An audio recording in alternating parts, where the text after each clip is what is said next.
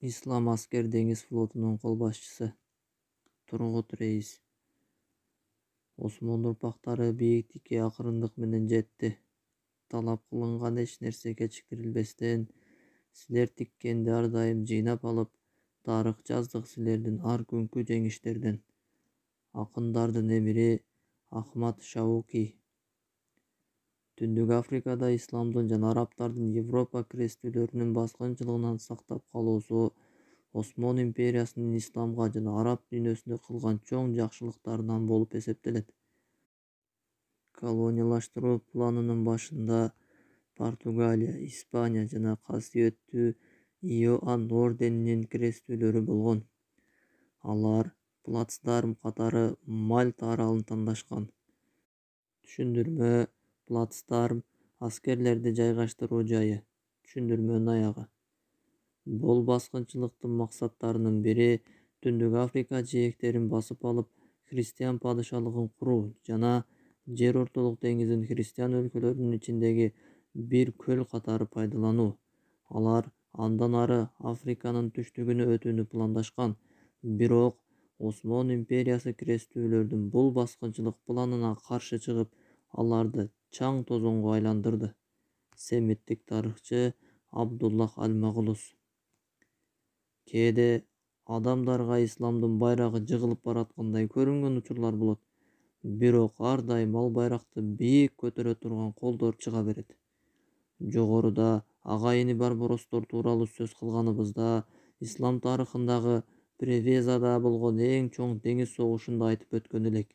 Бул согуштагы ислам флотунун кол башчыларынын бири грециялык бир мусулман баатыр эле. Ал Барбаростун баскынчылардын флотуна каршы чыгууда ар дайым жанында жүргөн дос эле. Хайруддиндин оң колу болуп жүрүп, кийин мусулмандардын флотун башкарып калган бул грек баатыры ким болгон? Түрк тарых булактарында анын аты Тургут. Ал эми араб булактарында Даргус. Ал 1485-жылы Жер ортолук деңизине жакын жайгашкан Туркиянын батыш түштүк тарабындагы Мугла провинциясынын бир айылында төрөлгөн. Бул айыл 1972-жылы Тургуттун урматына Тургут Рейс деп аталып калган. Тургут христиан гректерден болгон. Анын жөндөмдүүлүгүн 12 жашында Султан Каркарут байкап калат. Султан Селим биринчинин эң улуу агасы. Тургут Осмон халифатынын флотунда тарбияланат. Ал флотто Аллах жолунда күрөшүүнү жана анын сөзүн бийик кылууну үйрөнөт. Ал ишин жөнөкөй деңизчиликтен баштап, кийин деңиз артиллериясына өткөн. Селим биринчинин доорунда флоттун кол башчылыгына жетет. Алар Египетти мамлюктардан бошотуп, Осмон халифатына кошушкан. Каирде анын башкаруучулук чеберчиликтери жөнүндө сөздөр болуп, анын жашоосунда улуу доор башталат. Ал Александрияда Синан пашанын кол астындагы флотко кошулат. Тургут ошол күндөн тартып Жер ортолук деңизиндеги крестүүлөрдүн кара түшүнө айланат. Батырыбыз кемеси менен крестүүлөрдүн эң чоң деңиз күчү болгон Венеция республикасынын кемелерин коркутуу үчүн Жер ортолук деңизи менен сүзүп жөнөйт. 1520-жылы Тургут эң чоң ислам деңиз флотун башкарган даңазалуу Хайруддин Барбароско кошулат. Барбароско Тургуттун эр жүрөктүгү жана берилгендиги жагып калат. Тургут ишенимин актаган соң Барбарос ага кызын берип, өзүнүн оң колу кылып алат. Ага өтө олуттуу иштерди тапшыра баштайт. Ал Жер ортолук деңизинен сүзүп өтүп, Андалустагы миңдеген европалык мусулмандарды крестүүлөрдүн мыкаачылыгынан куткарган. Ал Венеция, Неаполитан падышалыгы жана крестүүлөр менен деңизде согушуп, аларды ийгиликтүү жеңип алган. Жогоруда айтып өткөндөй, Превезада крестүүлөр менен унутулгус салгылашууда Тургут кол башчылардын бири болгон. Бул жеңишти укканда ошол учурдагы Осмон халифасы Сулайман Кануни Аллахка шүгүр кылуу ниетинде сажда кылган. 1540-жылы Корсика аралындагы бир салгылашууда Тургут крестүүлөрдүн туткунуна түшүп калат. Ошондо Сулайман Кануни крестүүлөргө аны бошотууга эмне сурасаңар берилет деп айткан. Бирок алар баш тартышкан. Ошондо ислам халифатынын флоту Хайруддиндин башкаруусу менен Лигурия жээктеринде Италиянын чөлкөмүнө барып, Генуя бийлигинен Тургутту бошотуусун талап кылышат. Эгер беришпесе, ошол жээктеги портту талкалап кемелерине кол салышарын айтканда, крестүүлөрдүн Тургут рейсти бошотуудан башка айласы калбайт. Ошентип ал кайрадан эле Аллахтын динин коргоп күрөшүүсүн улантат. Устаты Хайруддин Барбаростун флоту менен сүзүп чыгып, душмандардын флотун талкалап, аралдарды биринин артынан бирин бошотушат. Мусулмандар 1546 ислам флотунун тиреги Хайруддин Барбаросту жоготушат. Анын акыркы сапарга кетүүсү бүтүндөй халифалыкты кайгыга салат. Бирок исламдын байрагы эч качан түшпөйт. Ал эми байракты Тургут алып, Жер ортолук деңизиндеги крестүүлөрдүн чептерин талкалап, Түндүк Африкадагы алардын колунда калган мусулмандар жашаган шаарларды да боштондукка чыгарат. Алардын арасында Тунистин Махдия шаары да бар эле. Андан кийин Осмон халифаты Триполини да крестүүлөрдүн колунан бошотууну пландап, Султан Сулайман Кануни Тургутту халифалыктын борбору Стамбулга чакырат. Канунияга Ислам деңиз флоту Триполиге Синан Пашанын башкаруусунда баруусун сунуштайт. Кануни бул үчүн 120 кемеден турган күчтүү флот даярдатат. Жолго аттанарда Кануни Тургутка ыйык Куран жана бир кылыч берет. Ал бул сунушту ислам душмандары крестүүлөрдүн колунан азап чегип жаткан Триполи үчүн кабыл кылат.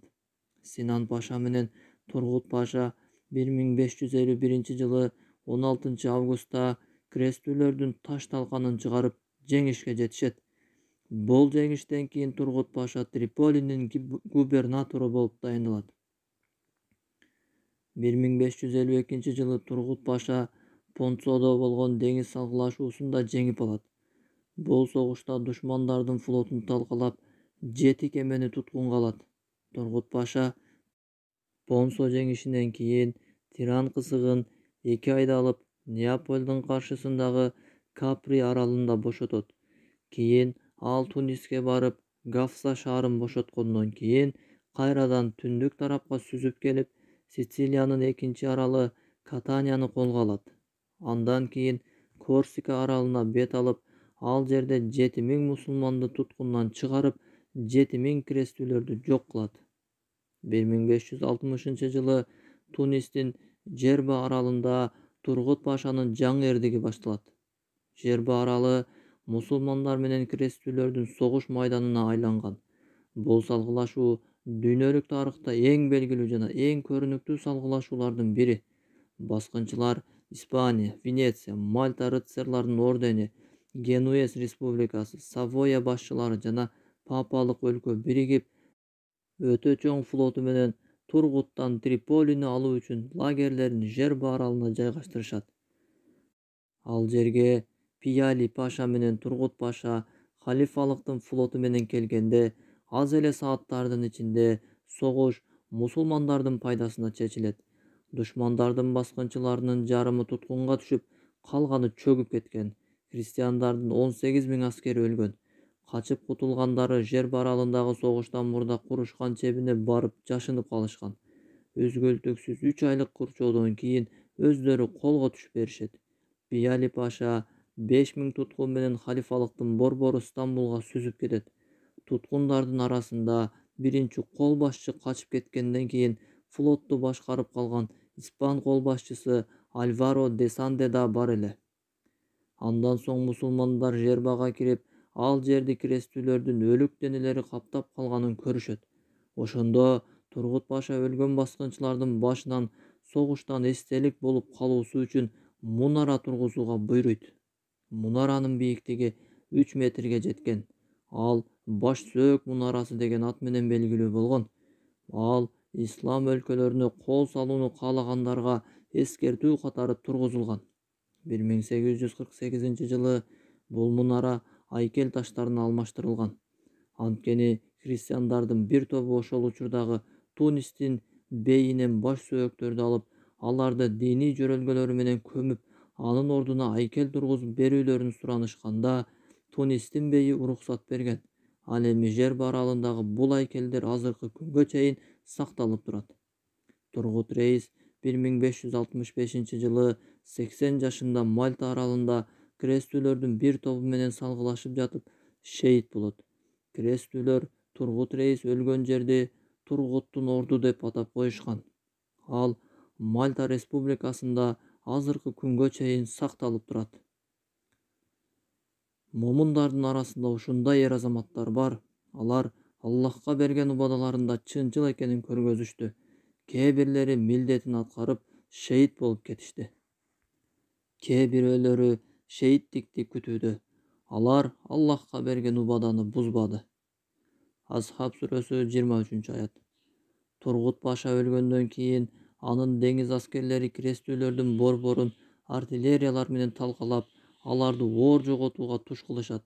Тургут Пашанын денесин Ливиянын борбору байыркы ислам шаары Триполиге алып келишип, ушул жерге беришкен. Анын курган маданий имараттары азырда анын улуулугун көрсөтүп турат. Тургут Паша мечити азыркы күнүбүзгө чейин сакталып, колдонулуп келет. Бул ислам шаарын крестүүлөрдөн бошотуп, аларды эркиндикке чыгаргандыгы жана баатырдыгы бул мечитте ар бир азан айтылган сайын эскерилип турат. Ливия. Бул жер Түндүк Африканын башка өлкөлөрүндөй эле жүздөгөн жылдар бою мусулмандардын деңиз күчүн көрүп келген. Ал ар дайым крестүүлөрдүн бутасында болгон. Ошондуктан итальяндар аны 20-кылымдын башында басып алышкан. Ливияны басып алуу тарыхы кандай болгон? Бул жердин какыраган чөлүнөн чыгып, итальяндарга каршы согушкан ливиялык улуу баатыр ким? Бул 70 жаштагы аксакал фашист итальяндарды кантип басынтып турган? Ысмы күрөшүү жана эркиндиктин символу болуп калган ливиялык арстан ким эле? Кезекте